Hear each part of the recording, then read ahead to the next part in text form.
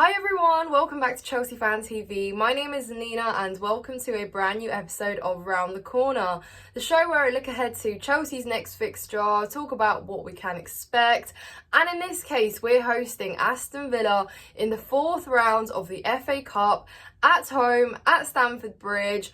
After basically having a very perfect Tuesday, getting into the Carabao Cup final, so it's a fun-packed domestic cup week for us and all to play for, regardless our form, regardless how we've been in the Premier League, at least we can still be kind of competitive in the cups, so that's also good. I don't think Pochettino is going to change too much from what we saw on Tuesday because it worked. Obviously, the opposition is going to be much stronger. We're playing an Aston Villa side that have looked very good this season. So promising, playing brilliant football, lots of goals coming across a collective of players, and they're obviously fourth. You don't get fourth without beating top teams as well. We had a very negative game against them earlier in the season when they visited us in the league.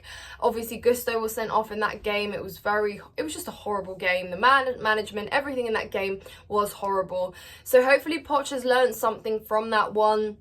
We're not underestimating Villa. It's going to be a tough game, but I still feel quite optimistic. They're still a beatable side.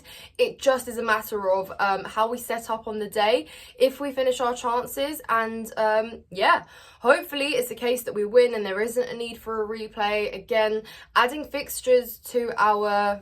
I wouldn't say it's a heavy fixture load, but, there's already enough games that we are concentrating on. It just would add another unnecessary game to the fixture list, but hopefully we can get the job done and we won't need that. But that being said, I don't think Emery's going to play a weaker lineup. I don't think he's going to rest that many of their top players. Obviously, we're heavily linked with John Duran, who's their younger striker that they have. I believe he has made a few appearances, but obviously difficult to get into a team over Watkins. So it would be interesting to see if, he gets some game time perhaps, obviously because it's a domestic cup. But I don't really know how I feel about that one. We won't talk about it too much. But again, for me, he's just a young player that's got something to show. But again, we have a team stockpiled of players that have something to show, but haven't all yet shown it. So but anyways, like I said, I don't think Poch makes too many changes to the lineup. Maybe rests a player. Enzo's been playing a lot of games recently, but Carney Chukwuemeka I don't think is fit to start. I know there's no doubt in my mind that Conor Gallagher makes the starting lineup because obviously 2 assists. He rested him because, he's one of the more senior players. He rested him. It was a good decision, though, because I still think that we were a lot more creative in our attacking outlook. And obviously, when Gallagher came on, he had 2 brilliant assists. But for me, he's just definitely going to start. But other than that, and the back line, I think remains the same. Obviously, Chilwell at left back is just a breath of fresh air. It's so good to have him back in there, and I think he exerts a lot of control, and we'll need it. We'll absolutely need it. Back line, I think we're looking at Thiago Silva and Chilwell in the centre-back pairing. I think Levi Chilwell, you can already tell, it's so evident that he feels more comfortable as a centre-back, and he's probably so chuffed that Ben Chilwell is there at left back, so he can actually play his game now. At right back, I think we will see Disasi just because Gusto isn't fit to start.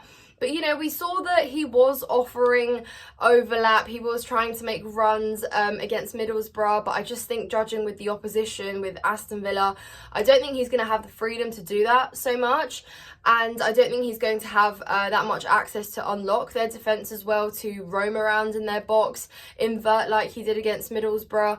But obviously, because I think that Cole Palmer might start as a right winger and Sterling probably starts on the left, just because I think Gallagher's going to be in the 10. I think that Disasi is going to be trying to link up with Palmer more so, and that will obviously be interesting to see. I know Disasi's not a right back, but you can only sort of just do what you're told in a sense, and although that's not going to be his long-term position, we really don't have anything else at the moment, so that's just going to be it. Hopefully it's not exposed, but but at least, you know, he provides some height, some physicality on that right-hand side, so hopefully he can utilise that. But yeah, again, Caicedo I thought also had a really good game. Again, he seems to be finding his feet a little bit more. He seems to be growing into the game and becoming more sort of used to it, I think, in his role, which is good to see. He's under a lot of scrutiny and he continues to be every game because of his price tag, but again, it's good to see that a player's on an incline as opposed to a decline. So it's really good to see that he's finding his confidence as well. But yeah, again, I think Enzo just will start just because Carney isn't ready, but maybe it's a case that we see him come off for Carney to get some minutes up his belt and obviously ease him in from an injury. I really miss Carney Chukwuemeka. I think he was so like energetic, and I think he's a very attacking minded player as well. He will look for a more difficult pass where he can. He doesn't play it so safe, and you know, we saw that finish against West Ham as well when he literally got injured 10 minutes afterwards, but it was such a cool finish, and he really likes to play at Chelsea and you can see it, and I'm just so excited to see what the future holds for him as well. But yeah, so like I said, I told you who I think starting on the flanks. Again, not too different from what we saw, but some might argue that Noni Madueke maybe should get some minutes, and arguably so. You know, we saw that right before the new year ended, right before 2023 ended, he got some goals in back-to-back games. You know, he was very involved in our attack, and he obviously scored against Middlesbrough. He provides energy when he comes on, and yeah, he looks bright and he's involved. So that enough should be a reason to make you think as a manager he deserves minutes. But Poch has got a decision there to make, and I would definitely start him. I'd give him a chance, but then that means you're looking at dropping someone like Palmer or someone like Raheem Sterling, which I don't think Pochettino is going to do. Unless we're going to have another false nine situation, but I don't think that's going to be the case, guys. It's not going to be the case. Broya's going to start at the top, leading the front line. Whether you could say that was his goal or not on Tuesday, still, you know, it's good for his confidence, I suppose. I don't think he did too much. I think that positionally he was better at trying to get himself into spaces, make himself available, provide an option to receive crosses. But again, I think he might be a bit more isolated against Aston Villa. It very much depends on how they play against us as well. I think they will give us a game. I don't think they're going to sit back at us. So it'll be interesting to see what he can do in that respect. But again, Broya, not to put him under too much pressure, but I do think he's got eyes on himself, and I think, you know, Chelsea fans just have higher expectations now. Obviously, with Jackson still away, he is our only out and out number 9, so he's going to have a bit more of a role and bigger boots to fill because of that. So if he can get a goal, or he can at least just be involved in our attack, that will still be great, because I worry, you know, again, we got to play Liverpool at the end of the month in the league. We're going to need someone that can be clinical and someone that can be prolific for you and finish the chances that, you know, players like Cole Palmer will put in the box for you. But again, I just don't want to see him gravitate towards the wings too much. So it'll be interesting to see though. But guys, let me know what you think about the lineup, what you think will be done in terms of Pochettino setting up for this game.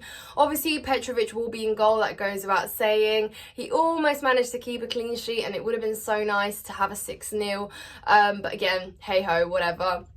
I think he's still been brilliant, and I think he will be tested though. I think we will see a bit more of a test for Petrovic, which is good. You know, that's how you grow, that's how you learn. And I said, you know, I want to see him up against the stronger teams. I want to see him up against the teams that will test him and that will really bring the best out of him, so we can talk about his strengths and his weaknesses, because Sancho's got to play against the top teams, you know. Petrovic, not so much. He's been brilliant, but still, I want to see him under pressure. I want to see how he copes with teams like Aston Villa coming up and being threatening in front of goal. But yeah, guys, look, I think we can win. I think it's just a case of if we can get a goal first, if we can really be in control and have a sort of consistent tempo throughout the game, as opposed to a good first half or a bad first half and vice versa. So it all depends on how much we want this mentally. Hopefully it's not a case of, oh yeah, we're through to the Carabao Cup final, we'll probably win that, we don't need to concentrate on that. No, I want the players turned up. We'll be there, guys. Stay tuned for the content that will drop. Enjoy enjoy the game. If you watch it, if you're going, obviously come and say hello to us. Like this video, subscribe to Chelsea Fan TV if you haven't done so already. Thank you so much for watching.